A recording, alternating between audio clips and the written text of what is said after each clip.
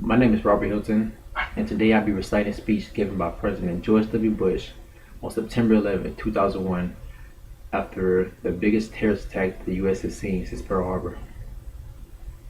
Good evening. Today, our fellow citizens, our way of life, our very freedom, came under attack in a series of deliberate and deadly terrorist attacks.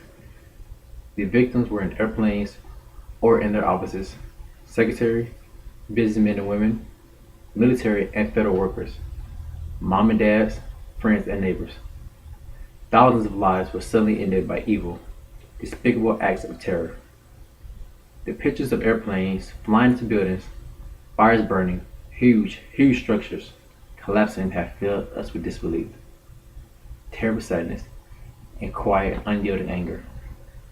These acts of mass murder were intended to frighten our nation into chaos and retreat, but they have failed.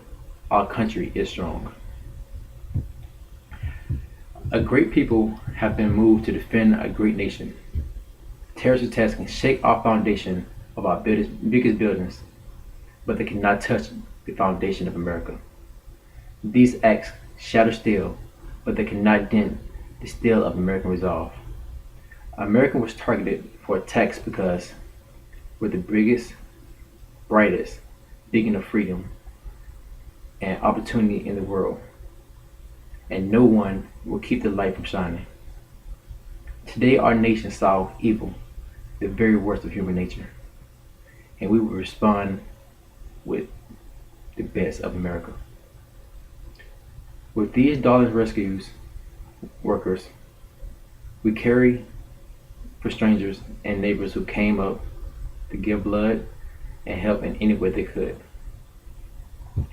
Immediately following the first terrorist attack, I implemented our government's emergency response plan.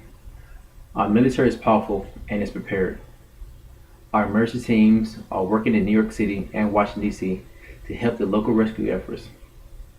Our first priority is to get help with those who have been injured, to take those precautions to protect our citizens at home and around the world from further attacks. The functions of our government continue without interruptions. Federal agencies in Washington, which has been evacuated today, are reopening for essential personnel tonight and will open for business tomorrow.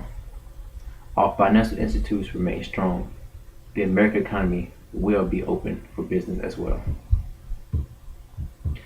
The search is underway for those who were behind those acts of evil.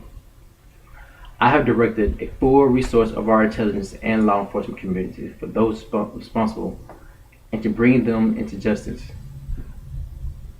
We make no distinction between terrorists who commit these acts and those who harbor them. I appreciate so very much the members of Congress who have joined me in strongly condemning these acts. And on behalf of the American people, I thank the many world leaders who have been called to offer their condolences and assistance. American and our friends and allies join with all those who want peace and security in the world, and we stand together to win the war against terrorism. Tonight, I ask you for your prayers for those who grieve, for the children whose world has been shattered, for those whose sense of safety and security have been threatened. And I pray they will be comforted by power greater than any of us, spoken these with ages of Psalms 23. Even though I walk through the valley of shadow of death, I fear no evil, for you are with me. This is the day when all of America, from every walk of life, unite in our resolve for justice and peace.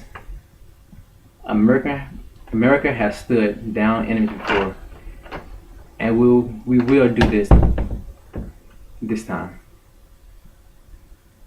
None of us will ever forget this day, yet we go forward to defend the freedom and all that is good and just for our world. Thank you, good night, and God bless America.